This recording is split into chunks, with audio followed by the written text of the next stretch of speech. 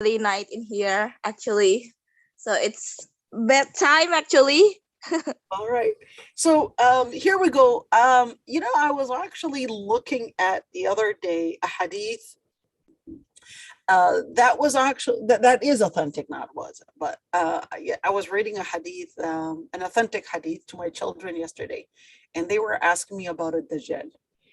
And what was interesting, I recognized it just, it just came to me, let's say it that way. Yeah, just as I was going through it, where it was Hadith al Jassasa. You guys know what Hadith al Jassasa is? I'll explain it to you. So, Hadith al Jassasa is that Tamim al Dari was shipwrecked. All right. His ship goes into a shipwreck for a whole month, and then his ship ends up landing on an island. So they go into this island, and in this island, all they see was this hairy looking person who they really couldn't tell all the different features on their body. They were just too hairy. In fact, they said that they couldn't even tell whether she was walking forwards or backwards.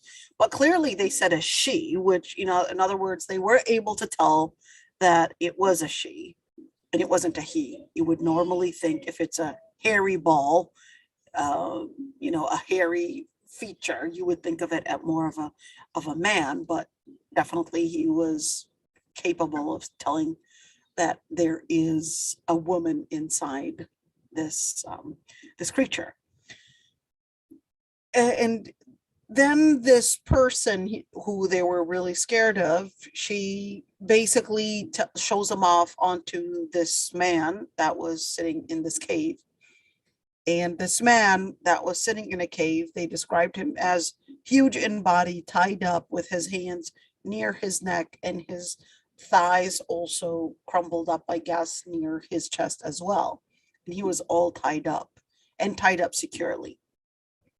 So they go to him, and this man um, just asked them a couple questions. And he said, question number one, he said, are the dates in the city of Bisan, which is a city in Palestine, growing? And then they said, yes, there are dates still giving dates. The second question was whether Prophet Muhammad had come, and whether and how the people reacted towards his prophethood. And sorry, that was a third question, but the second question was also related to the Lake of Tiberias, the Lake of Tabaria, which basically is in Palestine. So it's on the borders, the northern, eastern part between Palestine and Jordan. And, I thought about the different signs that he was telling them about. And he said that he will be given the permission to come out when it is time. But he talked about the dates, and he talked about the water in Tabariya, and he talked about the Prophet ﷺ.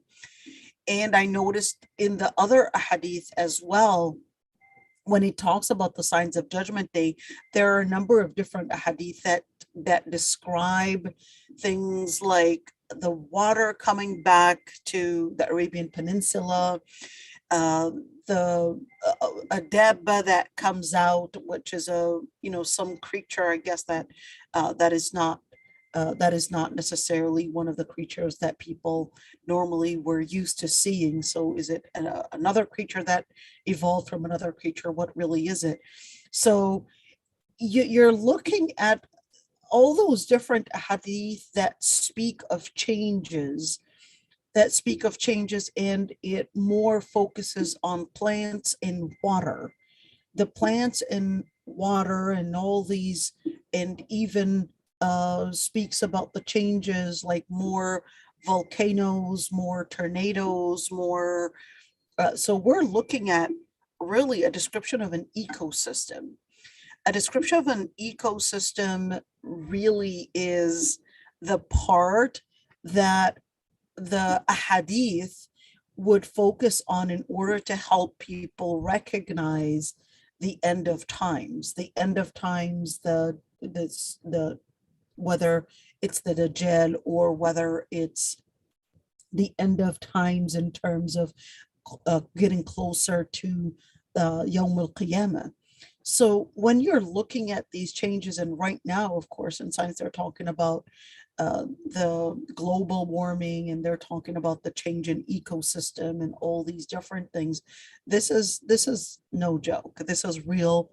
And even the ahadith, we're talking about changes in the ecosystem. And that when we're talking about changes in the ecosystem, we're speaking about in the ahadith, of course, through the lens of ahadith, we're actually looking at the different signs of Judgment Day, whether that's the Jal, or whether that is Yawm al-Qiyamah, or whether that is the sun starting to rise from the west, or whether we're speaking about even uh, the Dabba coming out, or yet Ma'juj, of course. What is the ecosystem that is going to change, that's going to cause Ya'juj Ma'juj to come out and cause all that that injustice on earth?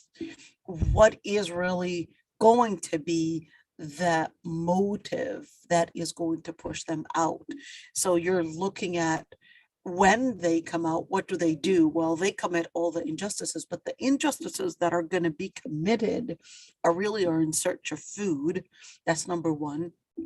And of course, in search of food means that they're going to fight the resources, whomever is trying to share it with them.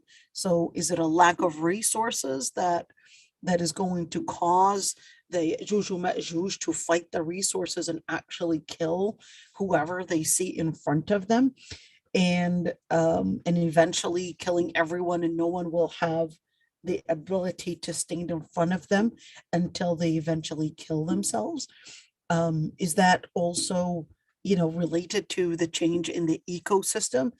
But what really matters for the mu'min is not only the change in the ecosystem, but it not only that, of course, it does matter, but not only that, but how for a mu'min, the Prophet ﷺ was always relating that when you look at time, and this is the point right there.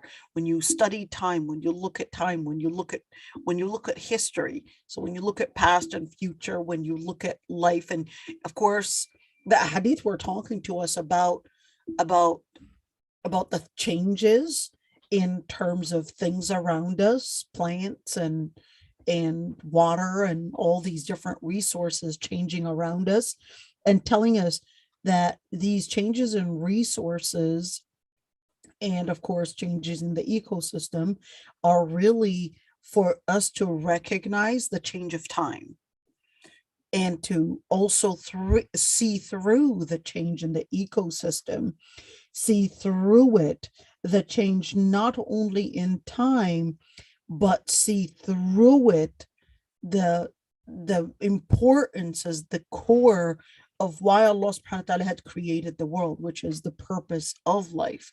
And that this is just one of the signs of the aging, let's call it this way, the aging of the world and the universe. So when anything ages, of course, it loses momentum, it loses energy, it loses resources, etc. So this is in order to help us know that this world is losing its resources, energy slash, of course, time.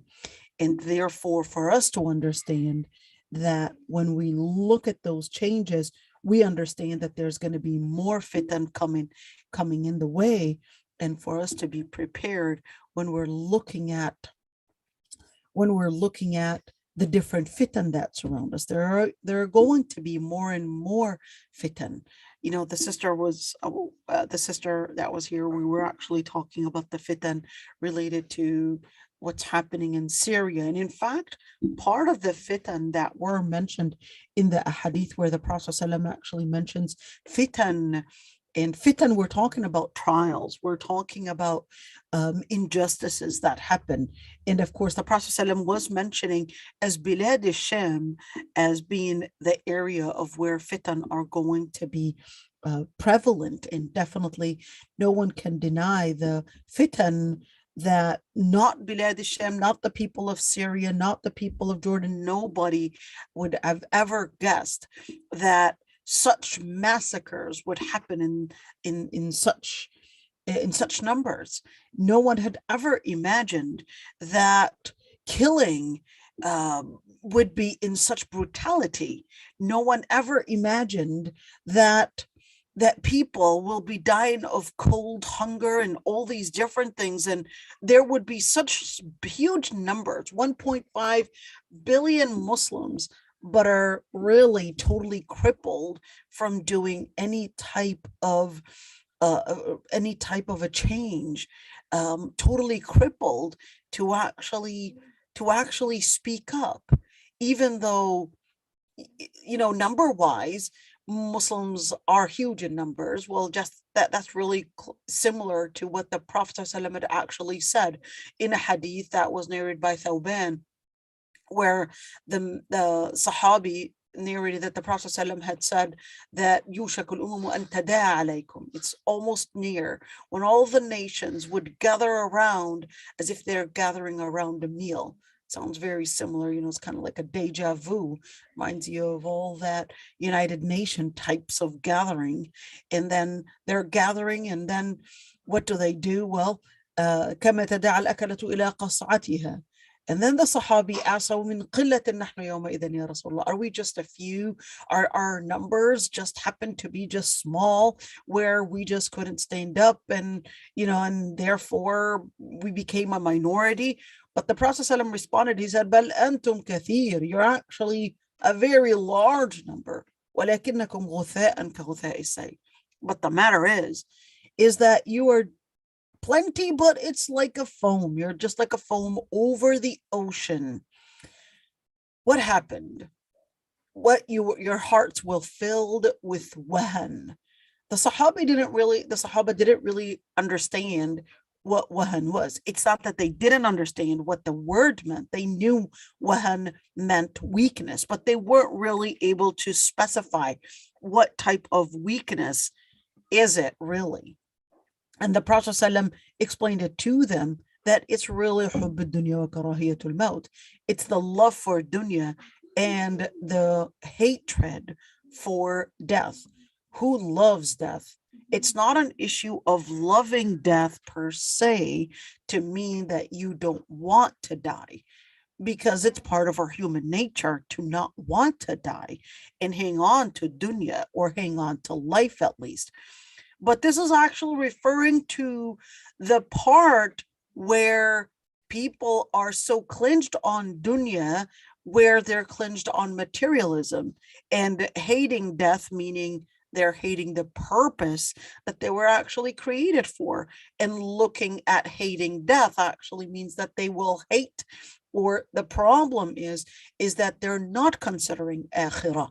They're not considering, when we're looking at karahiyat al-maut, which is part of our human nature, this is actually referring to the people generally, the Muslims generally, living with the same concept as the non-Muslims, which is really living for dunya, which is living for this life, which is wanting all the materialistics for this life and not thinking about the purpose that they were created for. So when you look at that and you see the Prophet ﷺ and how he was relating, whether it's the time, the Yawm al-Qiyamah, etc., and it's really important to look at the way a Muslim reads time, and in a way a Muslim reads the changes in an ecosystem, or the changes in the political systems, etc., is really supposed to be taking us into consideration the core, which is the purpose that we were created for, which is to follow the legacy of the prophets, to do the da'wah. And that's why when you're looking at what does it mean during our times, I want you to connect that particular hadith with what Allah subhanahu wa ta'ala actually said in Surah Al-Baqarah. خذوا ما آتيناكم بقوة واذكروا ما فيه لعلكم تتقون.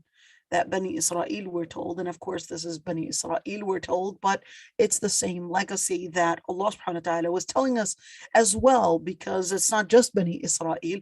خذوا ما آتيناكم بقوة. This is a general statement in where it involves not only the people of Bani Israel, but it involves us as well. Take the words of your Lord Almighty with all the confidence, with all the power, and certainly, and be steadfast. But that also includes وَاذْكُرُوا مَا فِيهِ. Announce it with all your confidence. Announce the words. Announce the principles that it stands on. And وَاذْكُرُوا مَا فِيهِ. Remember it. Mention it. Announce it. And that's what udhkuru means. Udhkuru is not an issue of remembrance only, but it's also to announce it as well, to be able to defend the word of truth and all the ethics that it stands on.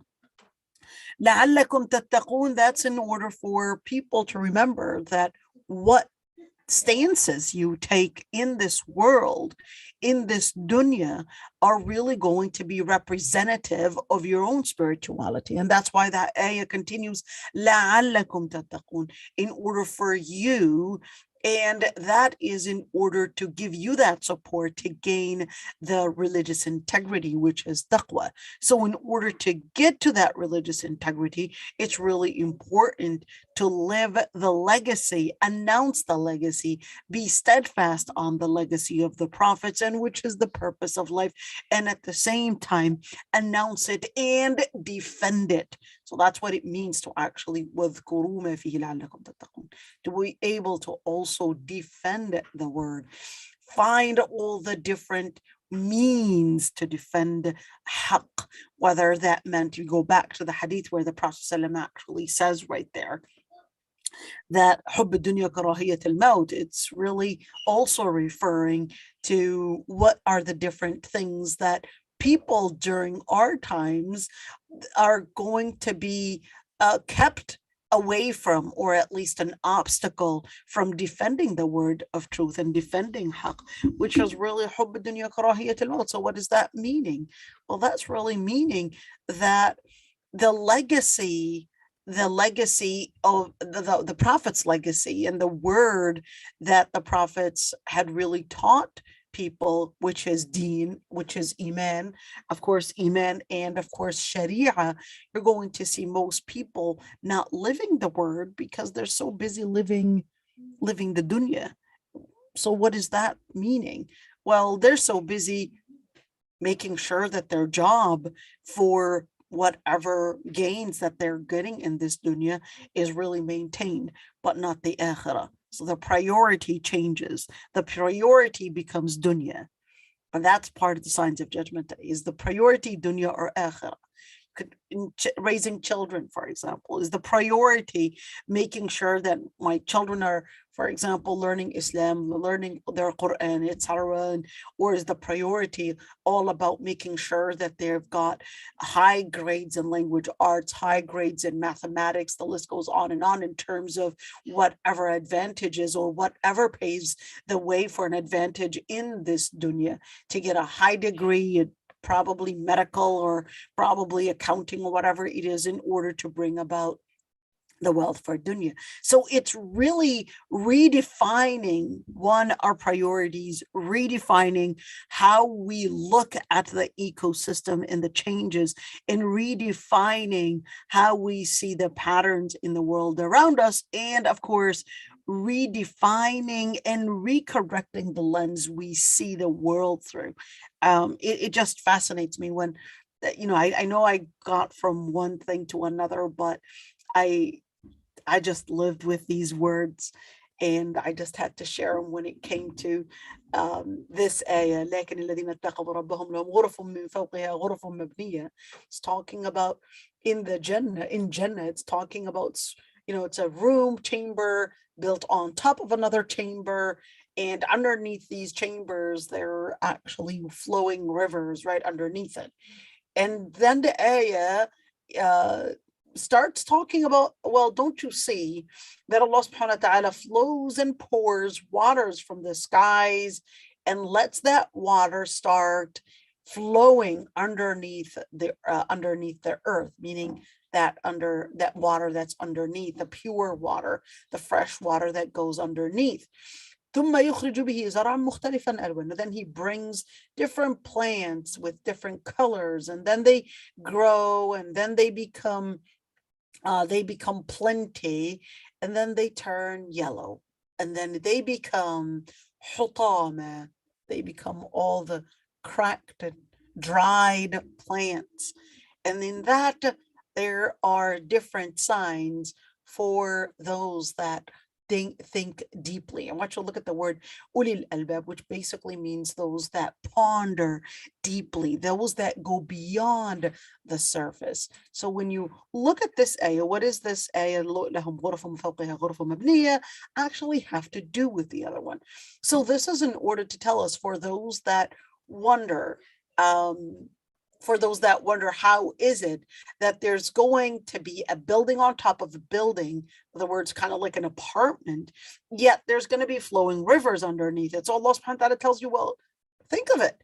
You've got water going underneath your ground and underneath you without you even realizing. The one that poured the water from the skies and was capable of making this water flow from underneath your feet, and then this water bringing in the pattern of different things on life. I want to look at that one, which is related to what we were talking about earlier, in where when we're recognizing the ahadith that speak about Yawm al-Qiyamah or speak about the signs of Judgment Day, inna min ashrat as-sa'a, for example, such and such, what's going to happen to the plants, or the Lake of Tiberia, or the Arabian Peninsula is going to go green again, and all these different things. This is in order to recognize how time happens, how the time takes place. And for a believer, looking at time, looking at aging,